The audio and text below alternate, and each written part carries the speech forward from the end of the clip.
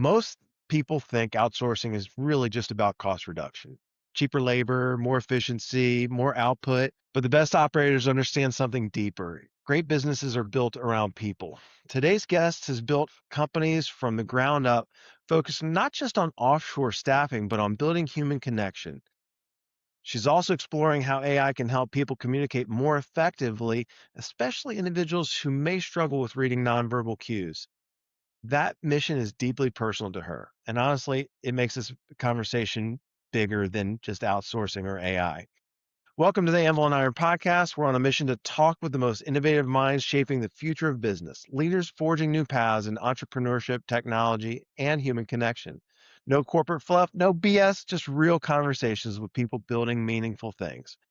There's only one you in the world, Izabel Stapleton. Tell us a little bit about you and your journey to where you are right now. Hey, Joe, thanks for inviting me to the podcast. I'm really excited to be here. It's an honor.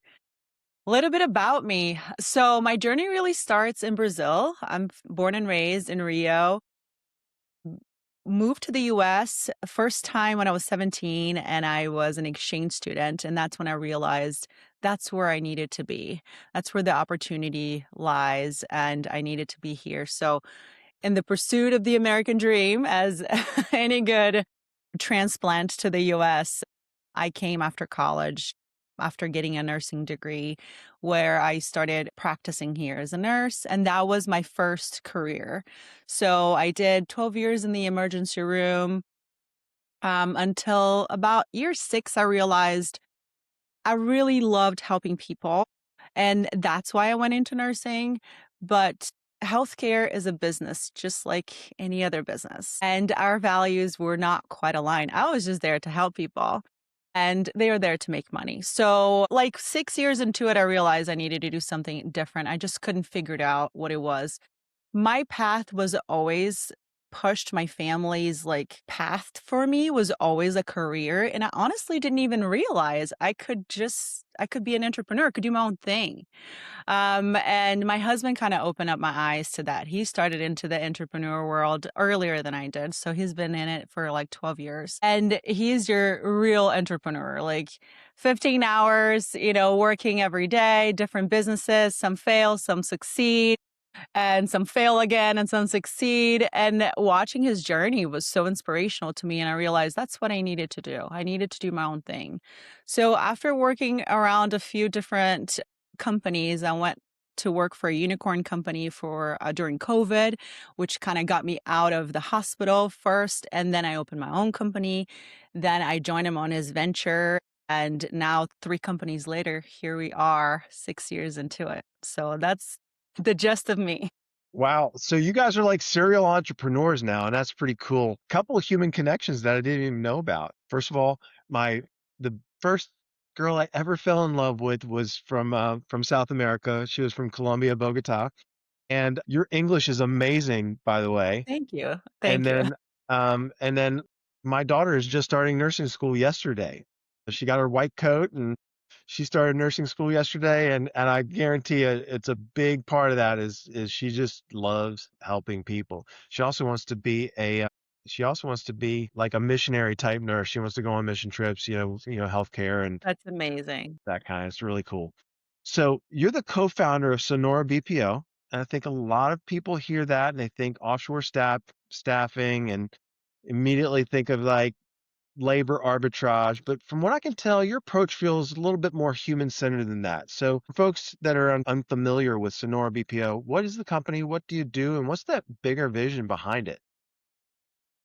That's a great question. I love that you asked me that because it's true. I think a lot of people have a vision of offshoring as just cheap labor. You're just trying to get the jobs from the US, but it really isn't. It's scalability.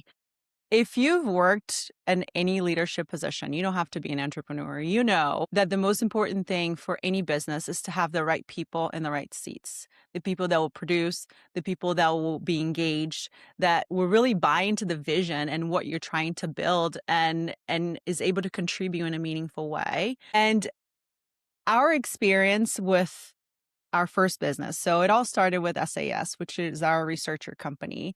we realized, with the profit margins being so slim, we had to find a way to continue to scale without so much overhead.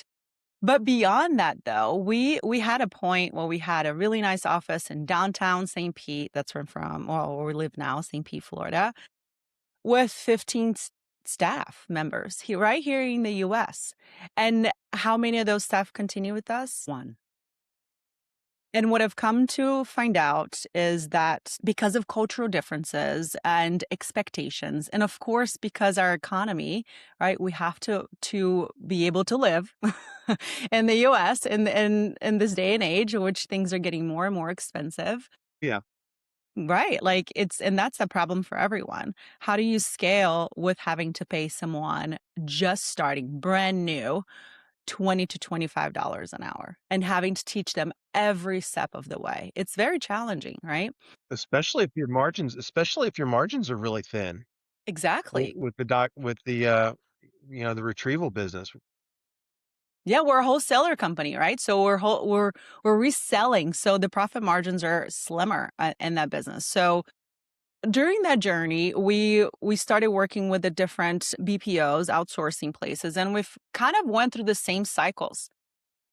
They would promise us the world, everything was beautiful, they would find us the right people, and they would put a lot of people that didn't work out for us, and we went through the cycle, and then they would push more and more services that we didn't need. I'm like, this is kind of scammy, right? It all felt very scammy. And I know I've talked to a lot of people that have outsourced before. They have all gone through the same experience. All of them out there that I've come in contact with always push stuff I didn't need. So we eventually would get our people that were working, that were our core team, and would move to another location, then would move to another location. After doing that 4 times, we realized we just had to open our own BPO. So, to give our own people a place to work in peace, that was the original intent. And then we realized that really the value comes from putting the right people in the right seats, not just for us, but for other people too. And so we decided to open it up to the world and be able to provide that service to other people so they can scale and really focus on what matters to them, right? Sales and all the relationships they have to build here, and just outsource operations and all the tasks that they don't need to be doing. So that's how Sonora came to life. So are there specific industries you just mentioned operations? Are there specific industries or business functions that your clients are typically looking for support? Yes, a lot of our clients right now are solopreneurs. So somebody that started a company, right? Like exactly, just like yourself, and now see themselves working 12, 15 hours a day because they have to get every aspect of the business done. Is the finance, is the outreach, is all the emails, is the sales, is setting up your calendar, is being able to do all the aspects of it. Operations. Right now, you're doing a podcast, and I know you told me you do your editing yourself, right? So all of that is time that consumes you from being able to do other things, which what would be more beneficial to your business? Maybe outreach, maybe building relationships, right? Or anything else that doesn't require you having to schedule people on your calendar or doing the minute stuff that keeps everything moving but that consumes so much time. So most of our clients right now are solopreneurs that need a virtual assistant to help them just not with their business, but with their personal lives too. Making appointments for their kids or organizing their calendars, doing outreach to the personal life and to the business life because entrepreneurs, solopreneurs especially, their lives are consumed by what they're doing, and having that help is a huge difference between surviving and thriving, and I wanna help people thrive. So that's interesting. I didn't know that that was your focus, and I think that's excellent. Obviously, if you're dealing with a lot of solopreneurs, wallet is a big concern. How do you help them get into it and maybe, produce an ROI so that they can expand their what does that path usually look like for an a solopreneur that's just starting out with some offshore support? That's also a good question because I think a lot of people don't even realize what they could outsource, right? So First, we start with a conversation. What do you spend most of your time doing? Like, we walk through together on what tasks that they spend a lot of their time doing, and then what tasks they want to get rid of. So, after we have this conversation, then we create a foundation path to get them there. So, of course, hiring the right person with the right skills is a big part of that to help them get there. But we build a foundation together before we even pass it to the right person. So that's a big key. And of course, connecting to the client frequently to make sure that they're still on the right path is a big way to, change and pivot that person to go in the right direction. But honestly, it's you and them at that point, right? We build the foundation, we build the tasks that you want to outsource. We could be anything, Joe. I mean, scheduling, email management. How many emails do you just read through and delete?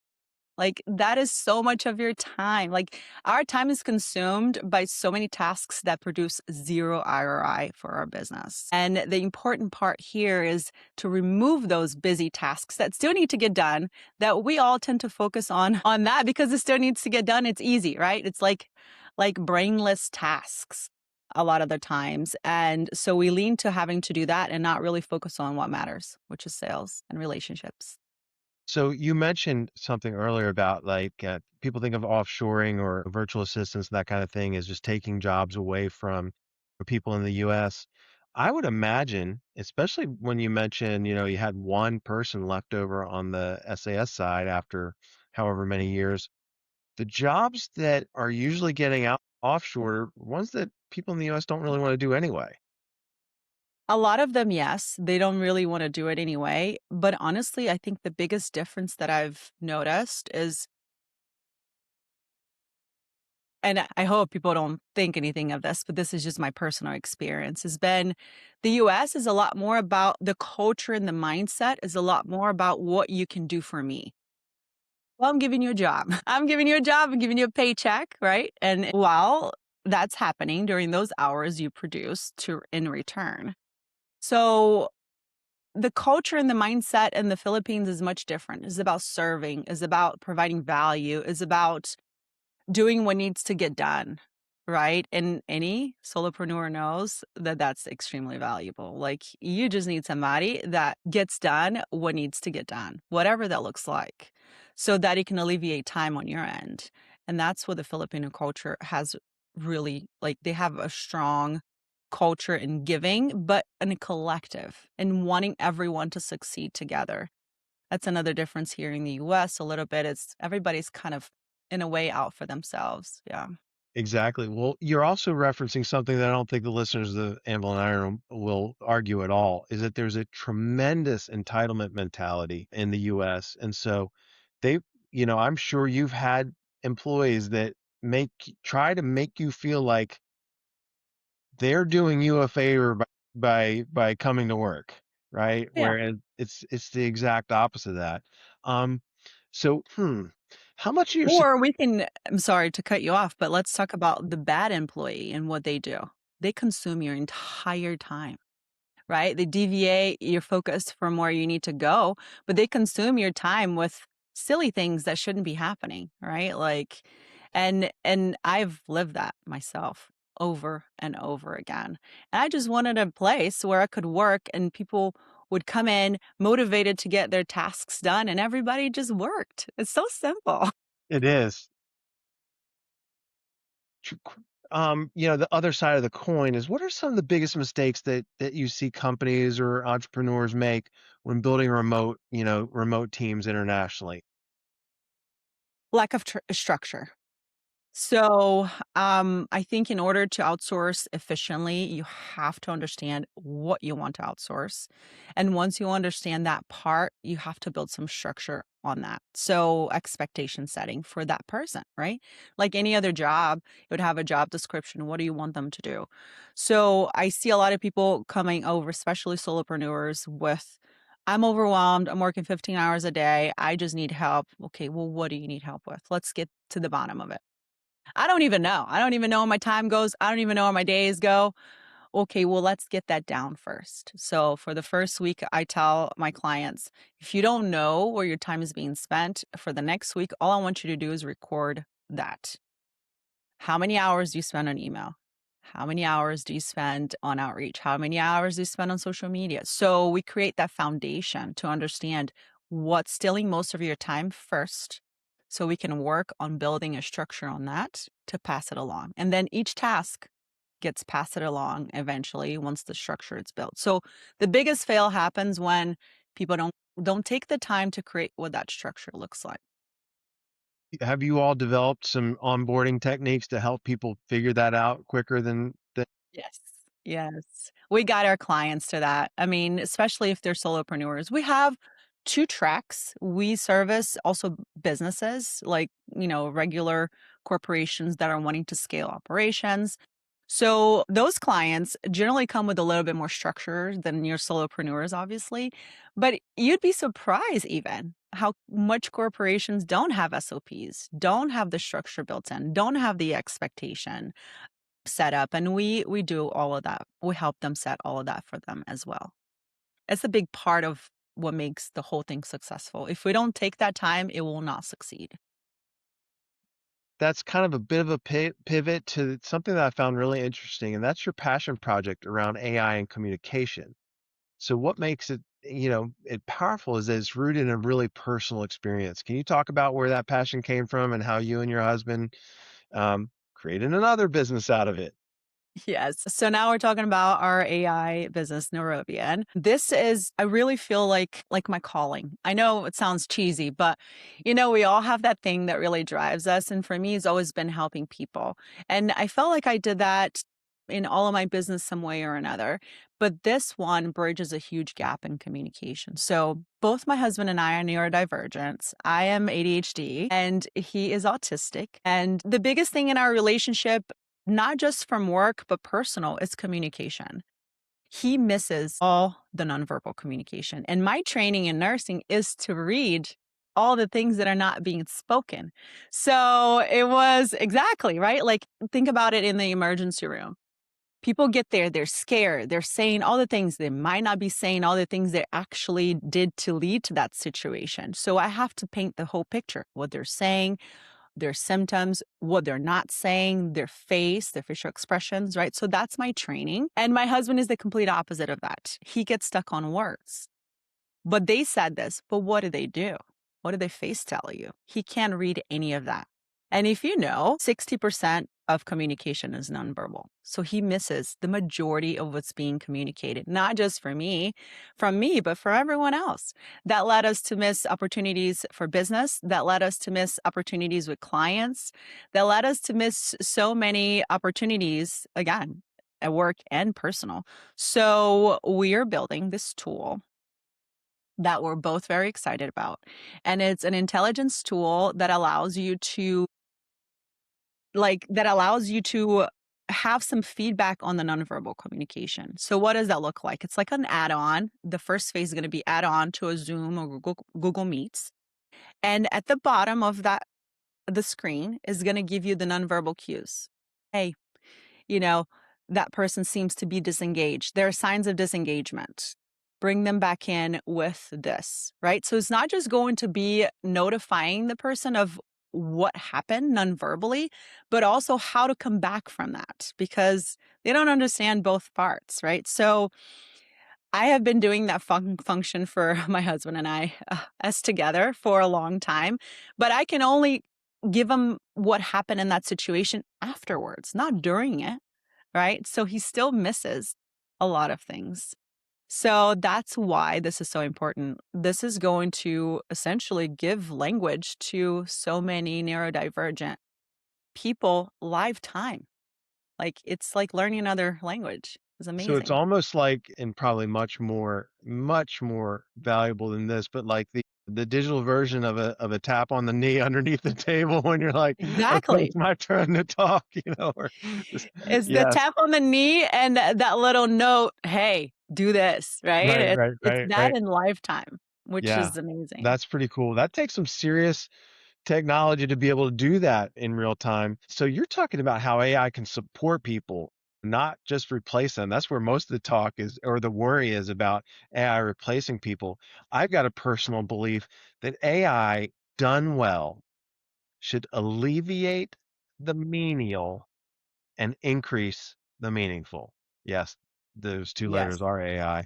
I worked on it quite a while, and I do need to trademark that. But, so this is to help people who may process communication very differently and help them operate more confidently in business environments. So, how do you see that playing out? And do you have a viable product right now that where people can either see it in action or test it out?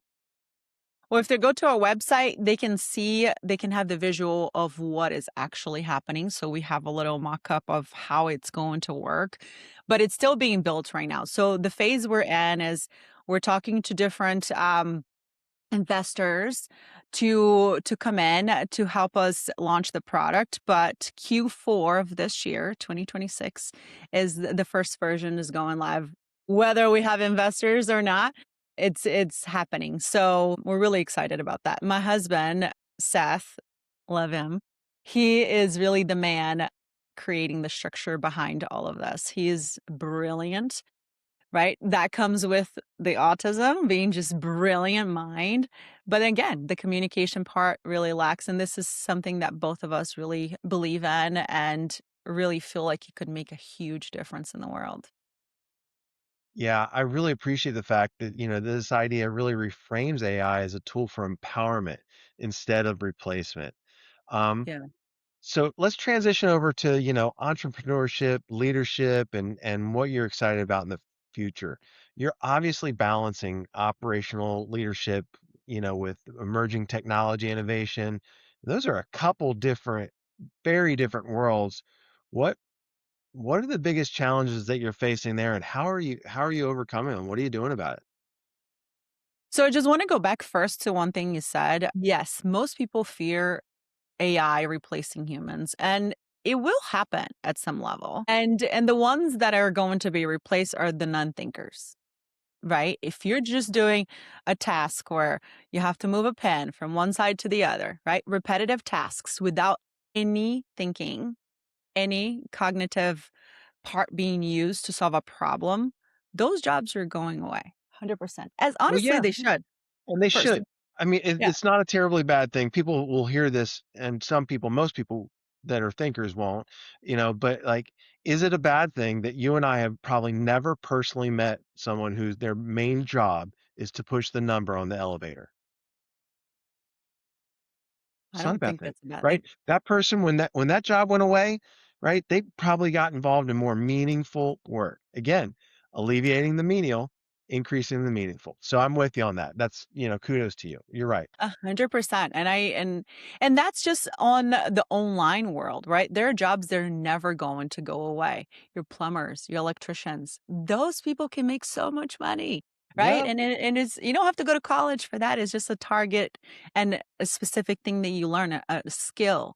So those jobs are never going to go away. So again, the future that I see is AI and outsourcing, right? Is labor that gets the job done for a fraction of the price along with artificial intelligence. Those are the businesses that are going to succeed, are the ones that are leveraging those two things. I don't see honestly any other future, especially in the economy we find ourselves currently. Go ahead. Are you concerned that AI is going to replace some of the need for outsourcing? Again, if what we're replacing is tasks that are non-thinking, I think they should go, whether they're being outsourced or not, right? Efficiency is key. Now, do you have somebody that you're working with that's a virtual assistant that's not giving you any feedback, any constructive information to move things forward, that are just doing as they're told? If that's what it is, then yeah, those people are probably going to go away eventually. But that's not what we have. We train our team to provide value, to create strategy, to guide that person into seeing something they might not be seeing before, right? It's to work with them to make it better, not just to do as they're told. So for my team, I'm not in fear whatsoever. Do you have folks on the Sonora team, on the Philippine side that are working with and inside AI? Yes, all of our team is AI powered. Okay. They are giving, a Claude account. We have ChatGPT bots that guide them through different things. We believe in AI. Like we Okay. and the Awesome. ones that are not using it in their favor are going to fall behind, and that's not going to be our team. So they are all AI empowered, is what we call it, empowered, right? But at the end of the day, there's always a human feeding the AI information, building the bots, building the agents, right? And that the human element is never gonna go away, no matter how intelligent artificial intelligence gets. And do you have, developers that are working on that side of the house with AI as well? Not Yes. just using it, but, Developing pushing the it? buttons? Yeah, developing? Yes, that's what's happening in Nerovian, right? We have developers building, but you'd be so surprised that the AI tools that are out there are doing really most of the building. Oh, I know. It's all being built by AI for AI, which is so interesting. I love Yeah, it. I built a website for, and I've never coded anything. I don't even know one symbol in coding. I guess there's a colon and a backslash, but literally that's about it.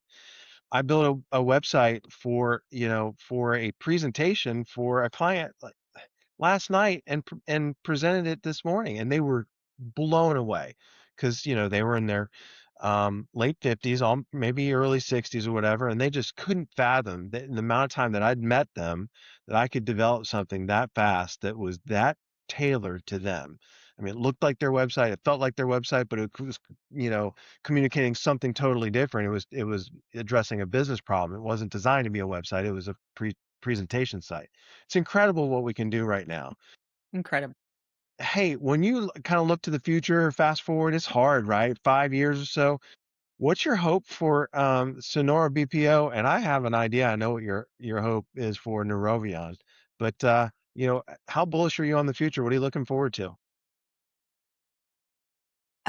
I don't have number targets. I just wanna continue to help people grow. That's really what I wanna do. I want to meet the people that need our services, and I want them to find us. So, a lot of what we are trying to do is going to podcasts and really sharing our story and really understanding that we must share our story in videos. People connect with people. So, until they realize, right, like, that they wanna work with us, there's many of outsourcing places out there. So we want to really focus on sharing our story, sharing our face, sharing our vision, and sharing what we can do and how we're different from other places. So that's most of the focus for us.